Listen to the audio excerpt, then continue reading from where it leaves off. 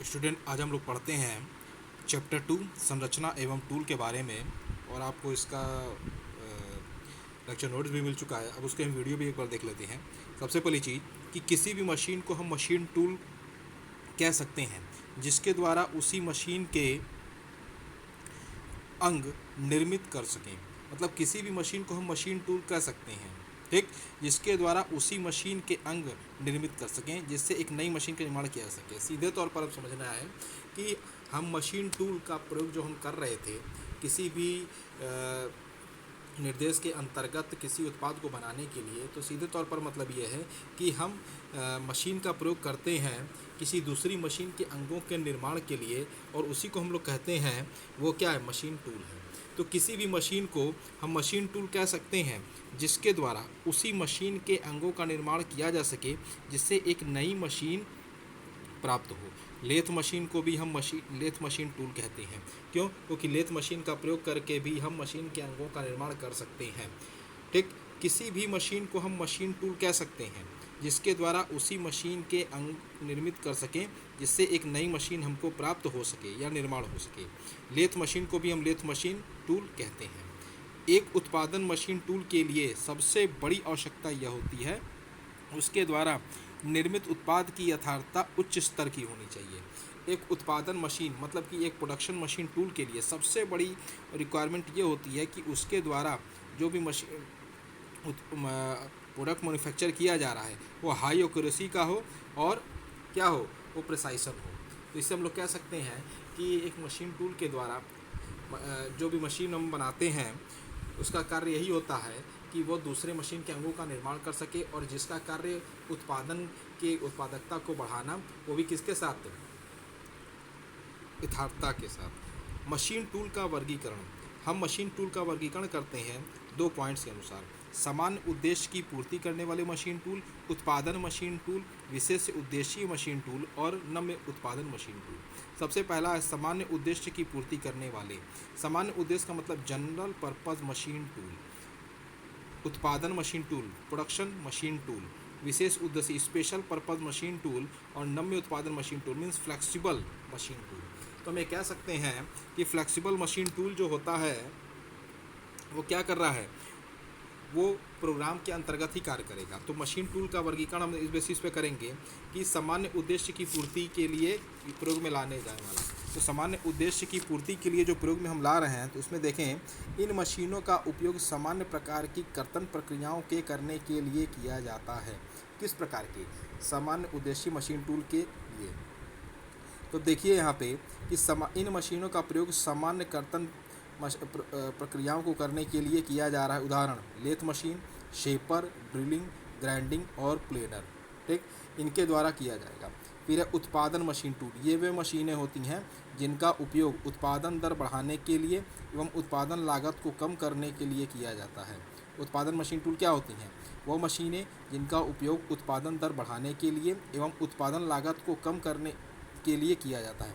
उत्पादन दर बढ़नी चाहिए लेकिन उत्पादन की लागत क्या होनी चाहिए, कम करनी चाहिए, और ऐसी मशीनों को हम लोग कहते हैं उत्पादन मशीन टूल। तो उत्पादन मशीन टूल हमेशा इंडस्ट्रीज़ में प्रयोग की जाती है। सामान्य उद्देश्य की पूर्ति जैसे कि हम लोग अपने जनरल पर्पस के लिए करते हैं, लेथ मशीन का प्रयोग, शेपर मशीन का प्रयोग, ड्रिलिंग मशीन का प्रयोग, ग्राइंडिंग का, प्लेनर का। जो सामान्य उद्देश्य की पूर्ति वाली मशीनों में क्या है, lathe, shaper, drilling, grinding, planer. उत्पादन मशीन टूल में वह मशीनें होती हैं जिनका उपयोग उत्पादन दर को बढ़ाने के लिए एवं उत्पादन की लागत को कम करने के लिए प्रयोग में किया जाता है। फिर है विशेष उद्देशीय मशीन टूल। इन मशीनों का उपयोग सामान्यतः एक जैसे उत्पाद को बहुत अधिक मात्रा में बनाने के लिए किया जाता है। विशेष उद्देश्य को इंग्लिश में हम लोग कहते हैं स्पेशल पर्पज़। भाई स्पेशल अगर बना रहे हैं किसी चीज़ के लिए तो वो एक विशेष उद्देश्य के लिए बनाएंगे। ऐसे अगर हम कोई शूज़ की फैक्ट्री रख रहे हैं तो शूज़ की फैक्ट्री में हम शूज़ ही बनाएंगे, तो उनमें जो मशीनें लगेंगी वो शूज़ के बनाने के लिए ही लगेंगी, अन्यथा किसी और कार्य के लिए उपयोग में नहीं लाई जाएंगी। तो हम ये कहेंगे कि यह विशेष उद्देशीय मशीनें हैं जिनका प्रयोग उन शूज़ को के प्रोडक्शन के लिए ही किया जाएगा। और इसमें ये होता है कि इसमें बस केवल एक ही प्रकार के प्रोडक्ट का निर्माण के लिए ही इनको प्रयोग में लाया भी जाता है, अन्य किसी और के लिए नहीं लाया जाता। इन्हें इसी नाते कहते हैं विशेष उद्देश्य या विशेष प्रयोजन, स्पेशल पर्पज़ मशीन टूल। इसी वजह से तो विशेष उद्देशीय मशीन टूल को एक बार और समझ लेते हैं। इन मशीनों का उपयोग सामान्यतः एक जैसे उत्पाद को बनाने में बहुत अधिक मात्रा में बनाने के लिए किया जाता है और यह मशीनें केवल एक ही प्रकार के कार्य को करने में सक्षम होती हैं। इन्हें विशेष इसी नाते कहा जा रहा है क्योंकि ये बस एक है। इन्हें कहते हैं यूनिक। इसे हम लोग अपने भाषा में कहेंगे, सिंपल भाषा में यूनिक। ठीक है। तो सामान्य उद्देश्य की पूर्ति करने वाले मशीन टूल, उत्पादन मशीन टूल, विशेष उद्देशीय मशीन टूल। ठीक। अब है नम्य उत्पादन machine tool means flexible production machine tool. ये उन्नत प्रकार की आधुनिकतम मशीन है। मतलब ये उन्नत प्रकार की, मतलब इनकी उन्नति धीरे धीरे हो रही है और ये एडवांस मशीन होती हैं जिनका उपयोग किसी कार्यखंड की मशीनिंग के लिए इस प्रकार होता है जैसे कि इनमें मशीन को संचालित करने वाले की भी आवश्यकता में कमी आती है। ठीक। तो नम्य उत्पादन मशीन टूल का मतलब ये आने वाले समय में एडवांस मशीनें होती हैं और जो मशीनन किसी कार्यखंड की मशीनन के लिए इस प्रकार से बनाई जाती हैं कि इस मशीनों को संचालित करने वाला भी आवश्यकता में कमी आए। ठीक है। तो इससे ये रहता है कि नम्य उत्पादन मशीन टूल जो होती है इसमें ये है कि ये एक एडवांस मशीन है हमारी होती है। तो 4 प्रकार की मशीनें हम लोग पढ़ चुके हैं मशीन टूल में। पहली है आपकी सामान्य उद्देशीय जनरल पर्पस मशीन टूल, दूसरी है आपकी प्रोडक्शन मशीन टूल, उत्पादन मशीन टूल, तीसरी आपकी है विशेष उद्देशीय मशीन टूल और चौथी है नम्य उत्पादन मशीन टूल।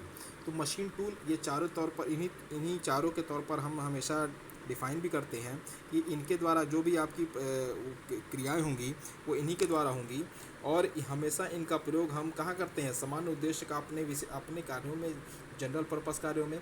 उत्पादन मशीन टूल का हमेशा उत्पादन के क्षेत्र में, विशेष उद्देश्य का भी उत्पादन के क्षेत्र में और नम्य उत्पादन का भी हम उत्पादन के क्षेत्र में ही करेंगे। ठीक। अब आते हैं कटाई टूल पर। इसे कटर भी कहा जाता है। कटर मतलब काटने वाला। इसे कटर भी कहा जाता है। यह एक उपकरण है जिसकी सहायता से कार्यखंड पर से अनावश्यक पदार्थ को दूर किया जाता है। भाई कटर है, अगर कटर है तो ये काटने का ही कार्य करेगा।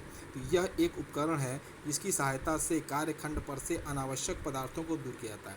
भाई वर्कपीस है, वर्कपीस पर हमारे कुछ मटेरियल ऐसे होते हैं जो अनावश्यक होते हैं, जिनका उपयोग हमको नहीं करना रहता, तो उन्हें हम टूल की सहायता से वहाँ से हटा देते हैं।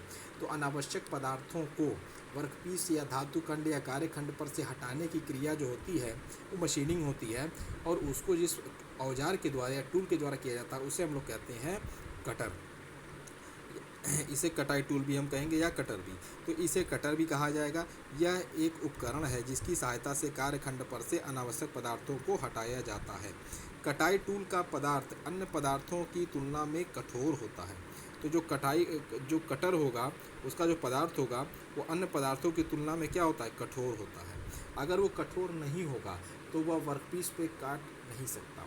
भाई अगर वर्कपीस हमारी थिकनेस ज़्यादा है और टूल हमारा क्या है, बोथरा है या ब्लंट है, तो वो खुद ही टूट जाएगा, वर्कपीस नहीं टूटेगा। तो हमारा पहला कोशिश ये होता है कि टूल जो होगा, औजार हमेशा कठोर बनाया जाए जिससे कि वह क्या है, वर्कपीस पर कार्य कर सके और उसको आसानी से काट सके।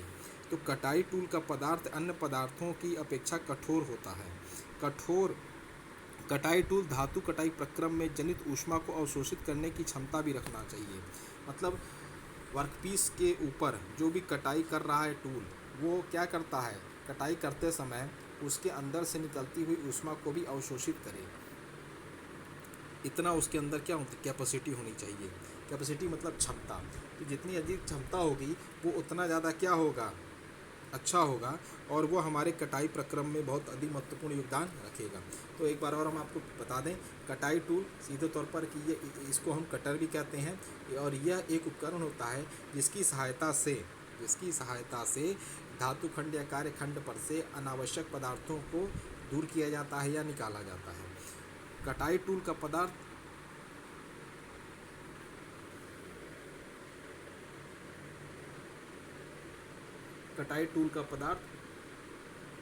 अन्य पदार्थों की तुलना में कठोर होता है। कटाई टूल धातु कटाई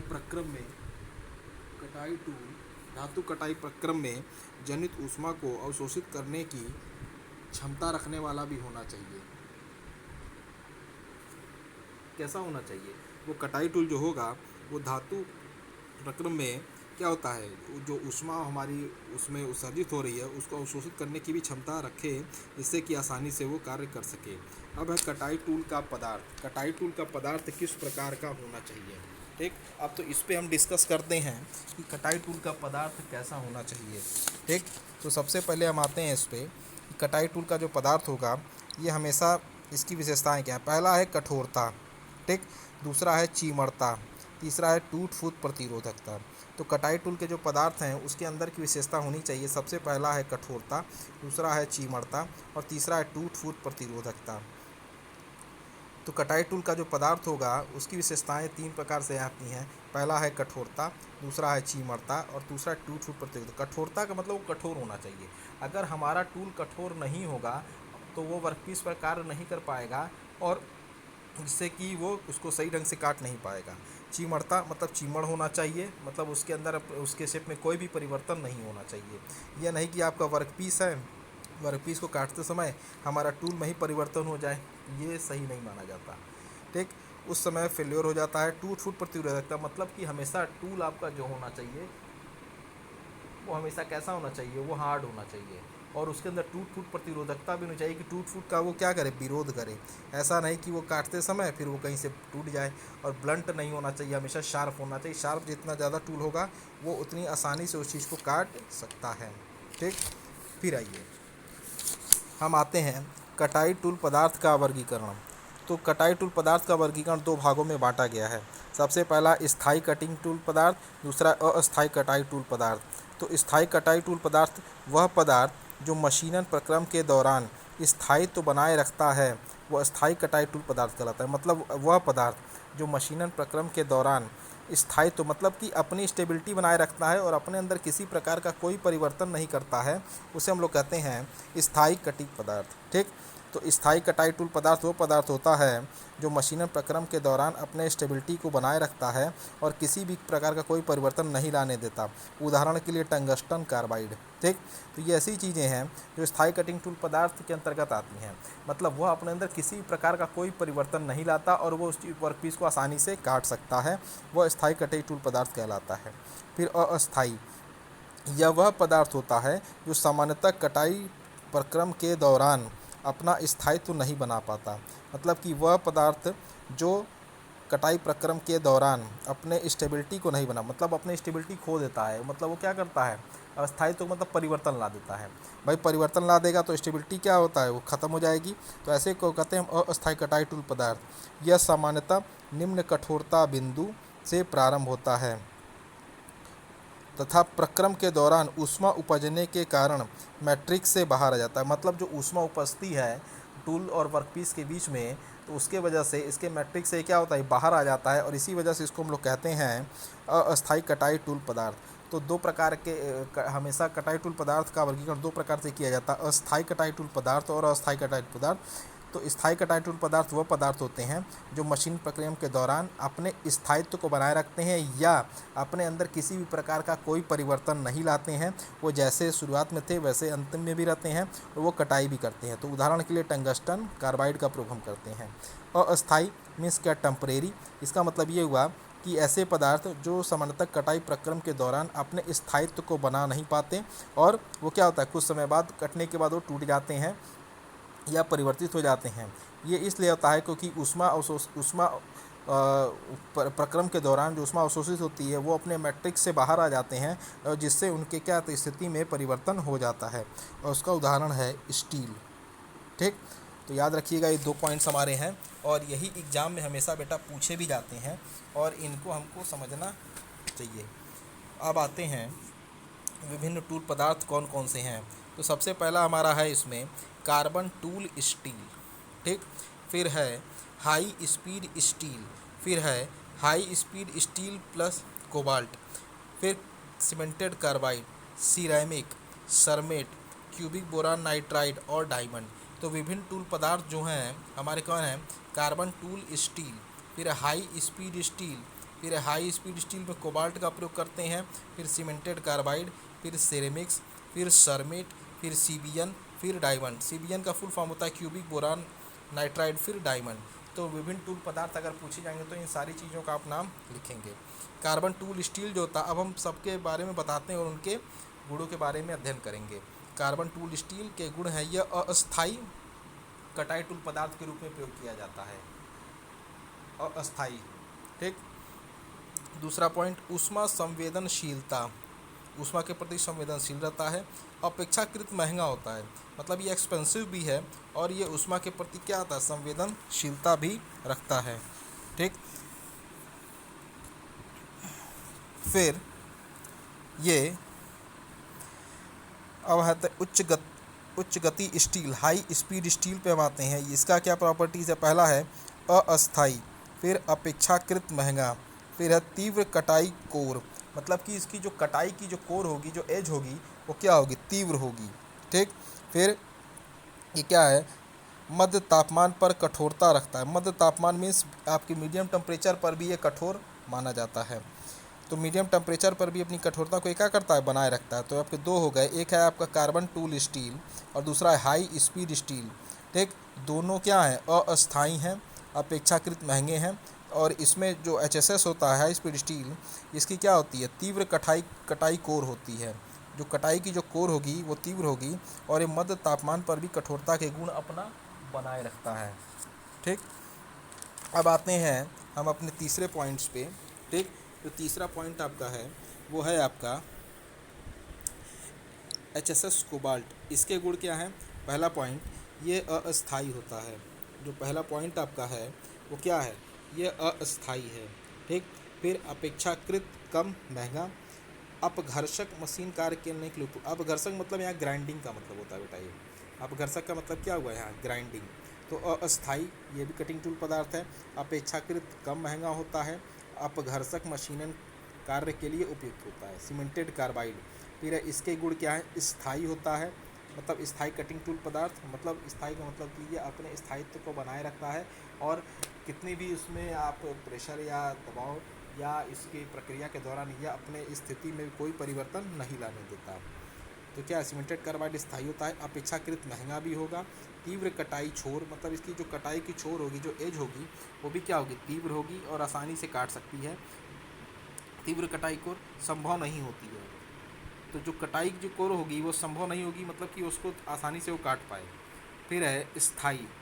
स्थाई क्या है, सिरेमिक भी एक मटेरियल होता है आपका। सिरेमिक का प्रयोग हम करते हैं और सिरेमिक मटेरियल भी आपका विभिन्न प्रकार के पदार्थों से मिलकर बना होता है।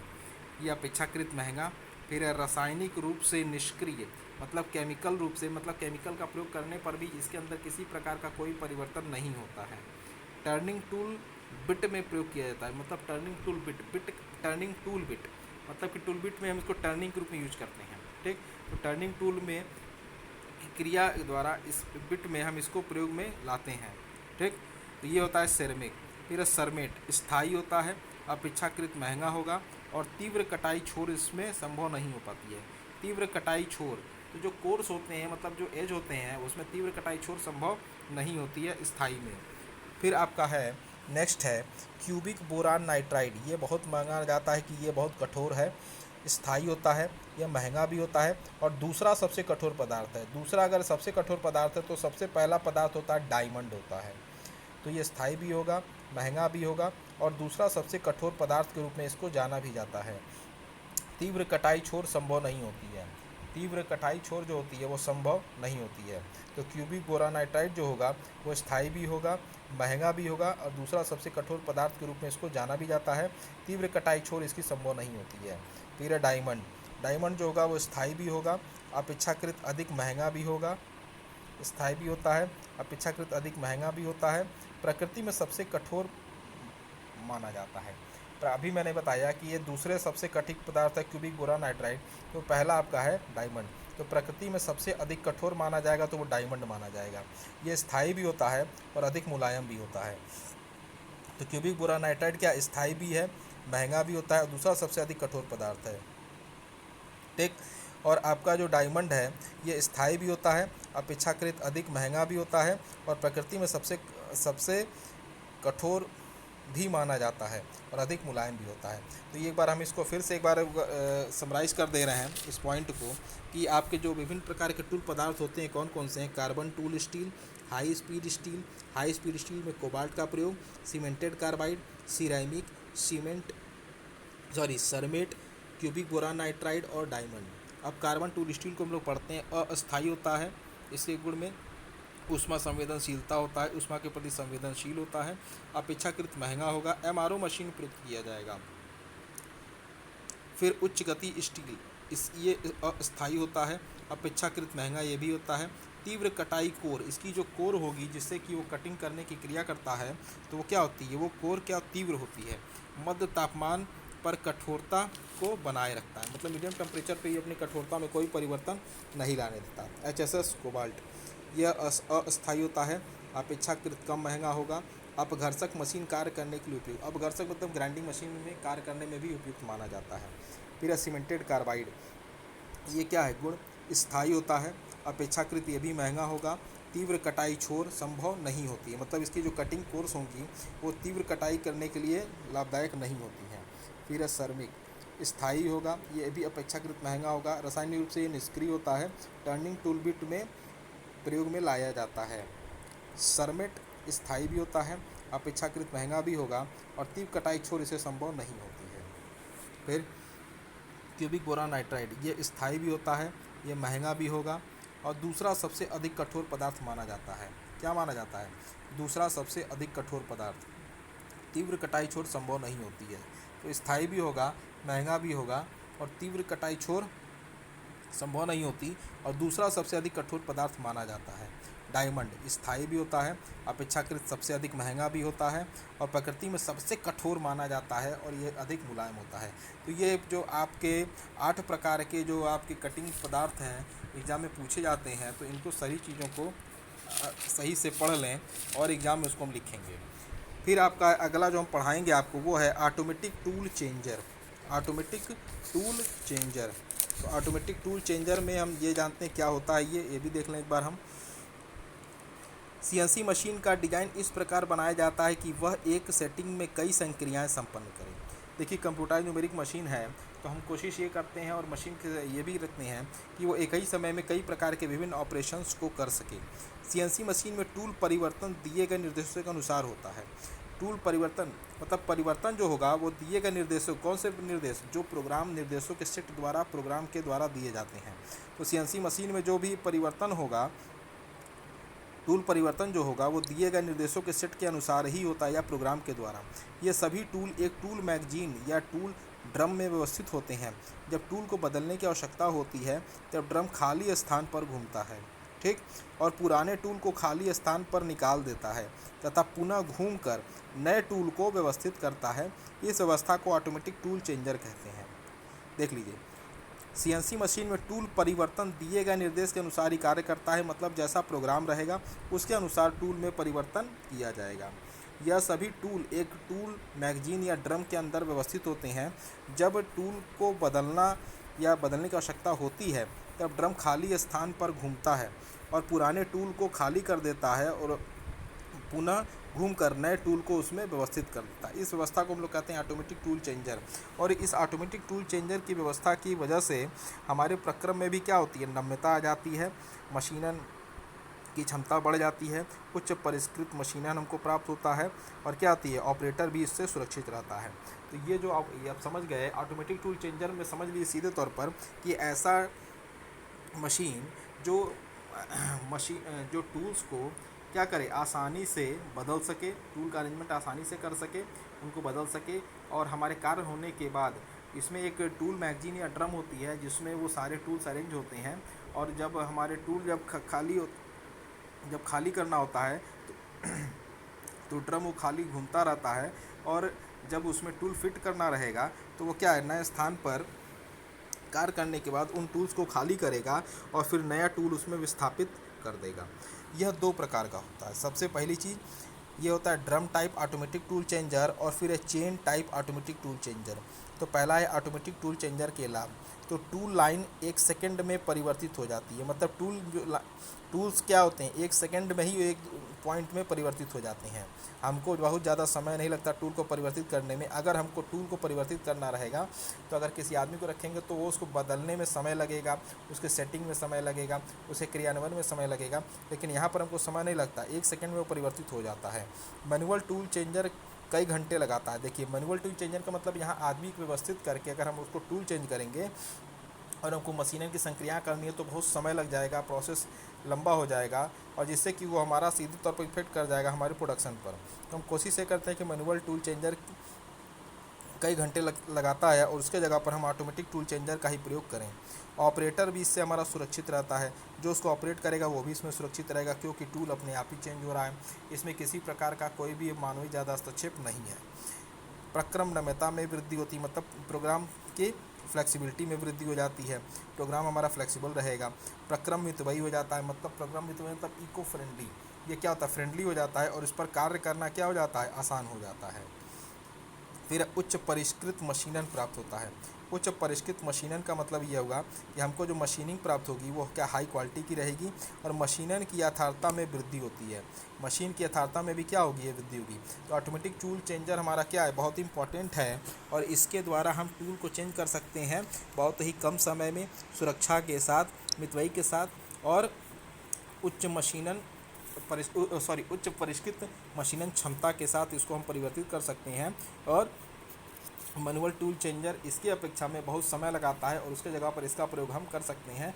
और इस समय जितने भी सीएनसीज हमारी चल रही हैं उसमें हम ऑटोमेटिक टूल चेंजर का प्रयोग करते हैं, क्योंकि कम समय में अधिक हमको इससे क्या प्राप्त होता है, कम समय में अधिक हमको आउटपुट प्राप्त होता है। ये है ऑटोमेटिक टूल चेंजर होता है।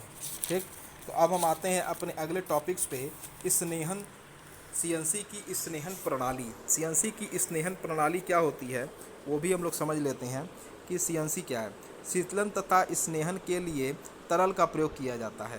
ठीक, मतलब शीतलन तथा स्नेहन के लिए तरल का प्रयोग हम लोग कर रहे हैं। तरल का मतलब समझ सकते हैं हम लोग कि तरल पदार्थ जो होते हैं वही होते हैं। तो शीतलन सीएनसी मशीनन संक्रियाओं में, सीएनसी मशीनन की संक्रियाओं में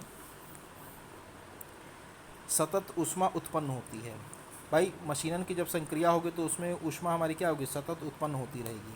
फिर मशीनन क्षेत्र से उत्पन्न ऊष्मा को बाहर करना अति आवश्यक होता है।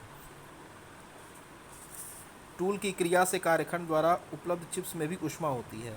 ठीक, तो जो शीतलन होगा, सीएनसी मशीन संक्रियाएं हमेशा सतत होती रहती हैं और उसमें ऊष्मा भी उत्पन्न होती रहेगी। मशीनन क्षेत्र से, जहाँ पे मशीनिंग की क्रिया हो रही है, मतलब कि जहाँ पे वर्कपीस और टूल के प्रयोग से चिप्स निकल रही हैं, वहाँ पर भी क्या होती है, ऊष्मा उत्पन्न हो रही है और उन्हें बाहर करना अति आवश्यक हो जाता है। तो टूल की क्रिया से कार्यखंड द्वारा उपलब्ध चिप्स में भी ऊष्मा होती है। तो टूल की क्रिया से उपलब्ध चिप्स में भी ऊष्मा उत्पन्न होती है। तो शीतलक की सहायता से कार्यखंड, टूल तथा चिप्स में उत्पन्न अत्यधिक ऊष्मा को कम किया जाता है। किसकी सहायता से, कार्यखंड की सहायता से। तो शीतलक में यह क्षमता होनी चाहिए कि वो उच्च दर से ऊष्मा को निष्कासित कर सके। तो शीतलक की सहायता से क्या करते हैं हम, कार्यखंड, टूल तथा चिप्स में से उत्पन्न ऊष्मा को बाहर कर देते हैं, और शीतलक में यह क्षमता होनी चाहिए कि वह उच्च दर से ऊष्मा को निष्कासित कर सके। अगर वो निष्कासित नहीं कर पाएगा तब उसकी क्षमता पे क्या है, क्षमता नहीं मानी जाएगी और वो उस समय कार्य नहीं कर पाएगा। तो हम ये कह सकते हैं कि शीतलक के द्वारा उसकी कार्य क्षमता बढ़ जाती है और उसको आसानी से हैंडल किया जा सकता है। तो सीएनसी मशीन संक्रियाएं सतत ऊष्मा उत्पन्न करती हैं और उन मशीनन क्षेत्र से उस उत्पन्न ऊष्मा को बाहर करना अति आवश्यक हो जाता है। और अति आवश्यक इस नाते है क्योंकि अगर उनको उनके सतह पर छोड़ दिया जाएगा तो कुछ देर बाद वो सारे चिप्स वहीं पर जम जाएंगे और हमारे उत्पादन की जो प्रक्रिया है वो उसी समय बाधित हो जाएगी। तो इसी वजह से हमको शीतलन या मशीनन करना पड़ता है, जिससे कि उनके ऊपर से चिप्स को हम हटा सकें और अपने प्रोडक्शन को सुचारू ढंग से चला सकें। ठीक, तो ये पॉइंट्स आपके जो हैं उसके अंतर्गत यही थे आपके कि शीतलन की जो प्रक्रिया होगी उसमें ऊष्मा हमेशा अवशोषित होती है। भाई जो टूल है, जो औजार है, वो वर्कपीस पर से अनावश्यक पदार्थों को हटाने का कार्य करेगा, तो वर्कपीस पर से भी टूल की भी और जो चिप्स जो उत्पन्न हो रही हैं उनसे भी ऊष्मा हमारी क्या होगी, उत्सर्जित होगी। अगर उन सारी ऊष्मा उत्सर्जित जो हो रही है उनको अगर हटाया नहीं गया, रिमूव नहीं किया गया, तो क्या करती हैं वो पूरे उत्पादन प्रक्रम को बाधित कर देंगी, जिससे कि हमारा उत्पादन वहीं पर रुक जाएगा। तो हमारी कोशिश होती है कि शीतलक की सहायता से कार्यखंड, टूल तथा चिप्स में से उत्पन्न अत्यधिक ऊष्मा को कम किया जाए, और शीतलक में यह क्षमता होनी चाहिए कि वह उच्च दर से ऊष्मा को निष्कासित कर पाए। स्नेहन मशीनन संक्रियाओं में लगभग 2/3 ऊष्मा कार्यखंड पर कटाई बल के द्वारा उत्पन्न होती है। अब देखिए, जो मशीनन की संक्रिया होती है, मशीनन मतलब मशीनिंग की जो प्रक्रिया होगी, जिसमें से हम किसी भी कार्यखंड पर से अनावश्यक पदार्थ को दूर करने का कार्य करते हैं, उसमें 2/3 ऊष्मा जो होती है वो कार्यखंड पर कटाई बल के द्वारा उत्पन्न होती है। भाई हम वर्कपीस है, हम कटिंग टूल का प्रयोग कर रहे हैं, उस पर से क्या करते हैं, उसको हटाने के लिए तो जो ऊष्मा उत्पन्न हो रही है 2/3 वो हमारे बल के द्वारा उत्पन्न हो जाती है। ठीक। दूसरा प्रमुख कारण कार्यखंड पर चिप्स का आवागमन होता है। भाई देखिए, अगर आपके उस पर चिप्स कैसे उत्पन्न होंगी, टूल्स का प्रयोग करके जब हम वर्कपीस पर उसको रगड़ेंगे तो क्या होता है, उसमें चिप्स जनरेट होती हैं, और जो चिप्स होती हैं उनके द्वारा भी ऊष्मा उत्पन्न होती है, और उनका आवागमन अगर इसी तरह बना रहेगा तो ऊष्मा और बढ़ती चली जाती है। तो पहली चीज़ तो है कि उस पर वर्कपीस पर हमारे द्वारा लगाया गया 2/3 बल से भी ऊष्मा उत्पन्न हो रही है, और दूसरी चीज़ उसमें जो लगातार चिप्स उत्पन्न हो रही है, क्यों, क्योंकि टूल के द्वारा प्रयोग करके उन पर घिसाई हो रही है। ठीक। तो यहाँ पे दूसरा पॉइंट आया कि कटाई तरल में उच्च स्नेहन के गुण होने चाहिए। कटाई तरल मतलब कटिंग जो फ्लूइड होगा, जो हम प्रयोग करेंगे हम स्नेहन का या शीतलन का, वो हमेशा उच्च स्नेहन गुण का होना चाहिए। कटाई तरल का गुण ऐसा होना चाहिए कि वह स्लाइडिंग सतहों के बीच घर्षण कम करे। मतलब कि स्लाइडिंग सतहों के बीच वो क्या करे, घर्षण कम करे। घर्षण का मतलब ये हुआ कि जो भी परत में स्लाइड करेगा उसमें घर्षण की क्रिया कम हो। घर्षण होने से क्या होता है, घर्षण उत्पन्न होने से, जब घर्षण उत्पन्न होगा तब क्या करेगा, वो ऊष्मा उत्पन्न होगा, और जिससे कि हमारे जो भी प्रक्रिया रहेगी वो बाधित हो जाएगी। तो इन्हीं घर्षण को कम करने के लिए हम शीतलक कटाई तरल का प्रयोग करते हैं। आप देख सकते हैं यहाँ पर एक वर्कपीस है, यहाँ पे कूलेंट रखा और ये टूल, तो यह वर्कपीस की क्रिया हो रही है इस टूल पर, और बीच में यह कूलेंट को रखा जा रहा है। तो कूलेंट क्या करता है, इसमें ऊष्मा जो टूल के द्वारा, वर्कपीस के द्वारा जो ऊष्मा हो रही है उसको अवशोषित करेगा, और यह इस क्षेत्र क्या करेगा, शीतलक प्रदान करेगा।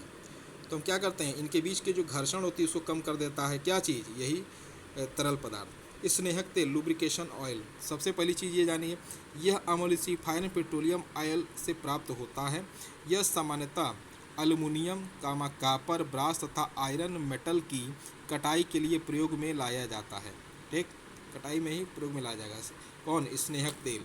तो स्नेहक तेल का प्रयोग हम क्यों कर रहे हैं, किस लिए कर रहे हैं, यह एक पेट्रोलियम ऑयल से प्राप्त होता है, और यह कॉपर, ब्रास और आयरन मेटल की कटाई के लिए ही प्रयोग में लाया जाता है। स्नेहक तेल, लुब्रिकेशन ऑयल।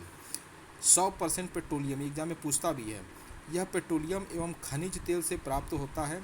इन तेल के गुण धर्म मतलब कि प्रॉपर्टी, जैसे शांता, तापीय चालकता आदि को बढ़ाने के लिए कुछ एडिटिव मिलाए जाते हैं। मतलब यह पेट्रोलियम और खनिज से तेल से हमें प्राप्त हो रहा है।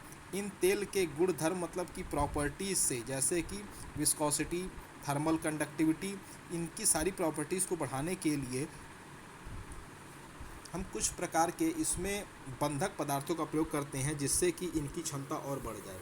तो 100% पेट्रोलियम का मतलब सीधे तौर पर हो गया कि यह पेट्रोलियम और खनिज तेल पदार्थों से हमको प्राप्त होता है। और इन तेल के प्रॉपर्टीज़ में जैसे कि शांता आप समझते हैं कि किसी भी चीज़ के क्या होते हैं, बहने का गुण। तो बहने का गुण क्या है, जैसे आप कभी गिलास है, गिलास से पानी निकालते हैं तो क्या है, देखिए तेल है, तेल को आप जब किसी गिलास से गिराएंगे तो वो क्या है, उस पर चिपकते हुए बाहर की ओर आएगा, तो वो श्यानता वही होता है।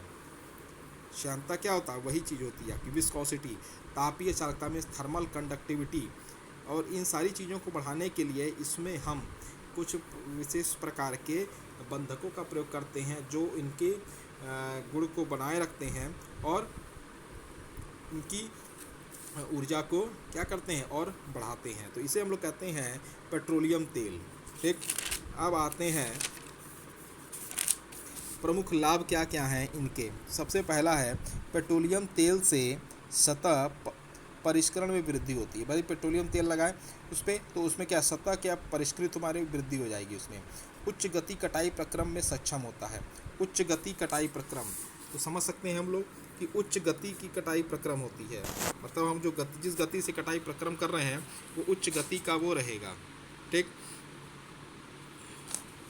और इससे जो प्रक्रिया हमारी होगी वो आसानी से क्या है संपूर्ण होती जाएगी। तो उच्च गति कटाई प्रक्रम मतलब हम तेज़ी से अगर उसको कटाई करने का कार्य भी कर रहे हैं तो वो बाधित नहीं होगा और वो सुचारू ढंग से उसको काटने का कार्य करता रहेगा। तो ये प्रक्रिया भी हमारी किसके अंतर्गत आएगी, ये प्रक्रिया भी हमारी उसी के अंतर्गत आएगी, कटाई प्रक्रम के अंतर्गत। ठीक, तो हम इन स्नेहक और तेलों का प्रयोग करते हैं जिससे कि सुरक्षित तरीके से हम कटाई कर सकें और इसमें किसी भी प्रकार की कोई बाधा उत्पन्न न हो। ठीक है, तो इन सारी चीज़ों को देखते हुए हम जो स्नेहक का प्रयोग भी कर रहे हैं और इनके लाभ के अनुसार है ये। ठीक, फिर आपके हैं सबसे पहला पॉइंट आपका तो बेटा जो था कि पेट्रोलियम तेल से सतह परिष्करण में वृद्धि होती है। उच्च गति कटाई प्रक्रम में यह सक्षम होता है। टूल अवधि में वृद्धि होती है। टूल की अवधि मतलब टूल लाइफ में भी वृद्धि होगी। टूल हमारा बहुत समय तक चलेगा। अगर बाई चांस हम टूल को बार बार यूज़ करते रहें और उसमें किसी प्रकार का स्नेहक लुब्रिकेंट न रखें तो क्या है वो ऊष्मा को अवशोषित तो करेगा, किसकी, वो वर्कपीस की भी, खुद की भी और चिप्स की भी। एक समय बाद ऐसा आएगा कि वो टूट जाएगा। क्यों? क्योंकि टेम्परेचर इतना अति तप्त हो जाएगा और वह टूट के अलग हो जाएगा। तो टूट फूट में भी कमी आती है। चिप्स आसानी से बाहर नहीं आता है। चिप्स क्या है, आसानी से बाहर नहीं आता है। तो ये सारे पॉइंट्स हैं किसके, 100% पेट्रोलियम के। ठीक, और उनके लाभ के बारे में बता दें। सबसे पहला हम लोग बताए हैं सतह परिष्करण में भी वृद्धि होगी। उच्च गति कटाई प्रक्रम में भी सक्षम हो जाएगा। टूल के अवधि में भी वो वृद्धि कर देगा। टूट फूट में भी कमी कर देगा और चिप्स आसानी से बाहर नहीं आ पाता। ये सारे जो हैं ये लाभ हैं आपके लुब्रिकेशन के। तो अगला है सिंथेटिक लुब्रिकेंट। लिखा है सीएनसी मशीन में एडवांसमेंट के साथ साथ स्नेहक में भी एडवांसमेंट की ज़रूरत पड़ती है। एडवांसमेंट का मतलब यहाँ पर है मॉडिफाइड या अपडेटेड। मतलब इसमें जैसे जैसे इसमें और अपडेट होते जा रहे हैं उस स्नेहक में भी एडवांसमेंट या अपडेशन भी होता जा रहा है। इसके लिए कृत्रिम स्नेहक का निर्माण किया था। कृत्रिम मतलब कि क्या है, बनावटी। हमें जितनी भी चीज़ें प्राप्त हो रही हैं अभी वो सब खनिज जो हैं वो सब क्या है, प्राकृतिक रूप से हमें प्राप्त होने। पेट्रोलियम खनिज जितने भी हैं हमको प्राकृतिक रूप से प्राप्त हो रहे हैं और हम उन्हीं खनिजों को क्या करते हैं और फिल्टर कर देते हैं, अति शुद्ध करके हम उनका प्रयोग हम अपने किस में करते हैं, मेटल्स में करते हैं। तो हमें खनिज क्या है जो खान से प्राप्त होते हैं वो खनिज होते हैं और इनको ये हमेशा छोटे कंकड़ पत्थर के रूप में होते हैं और इनको शुद्धता के लिए इन पर क्रशर का प्रयोग करके, इन पर वायु का प्रयोग करके, इन पर जल का प्रयोग करके इनको शुद्ध किया जाता है, फिर अपने यूज में लाया जाता है, तब जाके इनको पेट्रोलियम के रूप में हम यूज़ कर पाते हैं। लेकिन हमें कुछ ऐसी चीज़ भी होती हैं जैसे जैसे टेक्नोलॉजी बढ़ती जा रही है, एडवांसमेंट होती जा रही है, तो हम उसमें क्या कर रहे हैं, अपने इस स्नेहक में भी एडवांसमेंट करते जा रहे हैं और इसके लिए हम कृत्रिम स्नेहकों का भी प्रयोग कर रहे हैं। तो कृत्रिम स्नेहक जो होते हैं वो कृत्रिम तरीके से बनाए जाते हैं और इनके लिए क्या है, ये उच्च दाब अनुप्रयोगों में इस्तेमाल किए जाते हैं। उच्च दाब अनुप्रयोग मतलब हाई प्रेशर एप्लीकेशंस में इनका प्रयोग किया जाता है। मतलब प्राकृतिक जो स्नेहक होते हैं उनका नहीं, कृत्रिम स्नेहकों का प्रयोग हम करते हैं कि उसमें उच्च दाब अनुप्रयोग हाई प्रेशर में। फिर उसके बाद स्नेहक की आयु बढ़ जाती है। मतलब स्नेहक का जो लाइफ पीरियड होता है वो भी थोड़ा बढ़ जाता है। क्यों? क्योंकि उसमें हम थोड़ा सा क्या करते हैं आर्टिफिशियल तरीके के एडिटिव्स मिला देते हैं और उनकी आयु को बढ़ा देते हैं। फिर है ऊष्मा निष्कासन। ऊष्मा निष्कासन में कमी आती है। मतलब ऊष्मा जो निष्कासित होगी उसमें से उसमें भी क्या होती है, वो कमी आने लगती है। फिर है कटाई गति में तथा भार में विषमताओं को कम करता है। जो कटाई की गति होती है, मतलब कटाई की गति और भार में विषम मतलब कि उसका जो वेट होगा उसमें जो समानता नहीं रहती और जो उसकी कटाई गति में जो जो विषमताएँ आ रही हैं, जो कमी आ रही हैं, उनको भी क्या करता है, ये कम करता है। उच्च शीतलन के गुण, मतलब जो शीतलन के गुण होंगे वो भी क्या होंगे, आपके उच्च होंगे। तो ये सारे जो पॉइंट्स हैं ये सिंथेटिक लुब्रिकेंट के ही अंतर्गत आते हैं। फिर है आपका तेल जल निकाय, मतलब कि जल स्नेहक एवं शीतलक का एक मूल रूप है। जल स्नेहक और शीतलक का एक मूल रूप होता है। तेल के मिश्रण से जल जंग रोधकता में भी कमी आती है, जिससे शीतलन एवं स्नेहक क्षमता में वृद्धि होती है। क्या होता है, जिससे शीतलन और स्नेहक क्षमता में भी क्या होगी, है वृद्धि होगी। तो तेल जल निकाय मतलब क्या, जल स्नेहक एवं शीतलक का एक मूल रूप होता है। तेल के मिश्रण में जल जंग रोधकता में कमी आती है, जिससे शीतलन एवं स्नेहक क्षमता में भी वृद्धि होती है। ठीक, अब है चिप्स निस्तारण या परत। तो हम ये कह सकते हैं तेल जल निकाय होता है, इसमें जो जल होगा वो आपका मूल होगा। मूल क्या है, स्नेहक और शीतलक का एक मूल रूप है। ठीक, तेल के मिश्रण से जल जंगरोधकता में कमी आती है। तेल का जब मिश्रण हम कर देते हैं तो जल की जंगरोधकता में भी कमी आती है, और जिससे शीतलन एवं स्नेहक क्षमता में भी वृद्धि होती है। शीतलक स्नेहक क्षमता में क्या होती है, वृद्धि होती है। फिर है चिप्स निस्तारण परत हटाना, मतलब परत को चिप्स भी कहा जाता है। मतलब वर्कपीस जो होती है उसके ऊपर की जो लेयर होगी उसको हम लोग परत भी कहते हैं, और उनको जब हम टूल्स का प्रयोग करके हटाते हैं तो वो चिप्स के रूप में हमको प्राप्त होती हैं। तो यह धातु व्यर्थ के टुकड़े होते हैं, मतलब जो क्या कहते हैं, these are the wastage materials. ठीक, या unwanted materials which are coming out from the by the help of tool. यह धातु व्यर्थ के टुकड़े होते हैं जो विभिन्न मशीन संक्रियाओं जैसे टर्निंग, बोरिंग, ग्राइंडिंग आदि से प्राप्त होते हैं। सीएनसी मशीनी संक्रियाओं में यह चिप्स या परत सतत उत्पन्न होते हैं। यदि समय समय पर इन परतों को नहीं हटाया गया तो यह कटाई प्रक्रम में अवरोध उत्पन्न करते हैं। यदि समय समय पर इनको नहीं हटाया जाता है तो ये कटाई प्रक्रम में क्या करेंगे, अवरोध उत्पन्न कर देंगे। तो चिप्स निस्तारण या परत हटाने एग्जाम में आता, पूछता भी है, सीधे तौर पर लिखेंगे परत को चिप्स भी कहा जाता है। यह धातु व्यर्थ के टुकड़े होते हैं जो विभिन्न मशीनन संक्रियाओं जैसे टर्निंग, बोरिंग, ग्राइंडिंग आदि से हमको प्राप्त होते हैं। सीएनसी मशीनन संक्रिया में यह चिप्स या परत सतत उत्पन्न होते हैं। यदि समय समय पर इन परतों को नहीं हटाया गया तो यह कटाई प्रक्रम में अवरोध उत्पन्न करेंगे, जिससे कि उसमें हमें समस्या उत्पन्न हो जाएगी। फिर परत हटाने का सबसे उपयुक्त माध्यम कटाई तरल होता है, जो उच्च दाब पर कटाई क्षेत्र में प्रवाहित किया जाता है। उच्च दाब के कारण कटाई तरल के साथ चिप्स भी बाहर आ जाते हैं। भाई, जब हम हाई प्रेशर के साथ तरल का प्रयोग करते हैं तो जो चिप्स होती हैं वो क्या होती हैं, कटाई तरल के साथ बह के बाहर आ जाती हैं तथा नीचे लगे कन्वेयर की सहायता से इकट्ठा होकर निकाय से बाहर निकल जाती हैं। तो परत हटाने का सबसे उपयुक्त तरीका क्या है, माध्यम कटाई तरल होता है। जब उच्च दाब पर हम कटाई क्षेत्र में कटाई तरल को प्रवाहित करते हैं तो चिप्स भी उनके साथ बहते हुए बाहर आ जाती हैं, और बहते हुए बाहर आते हुए उनको कन्वेयर की सहायता से हम बाहर की ओर निकाल देते हैं। ये आपका चिप्स रिमूवल प्रोसेस। धन्यवाद।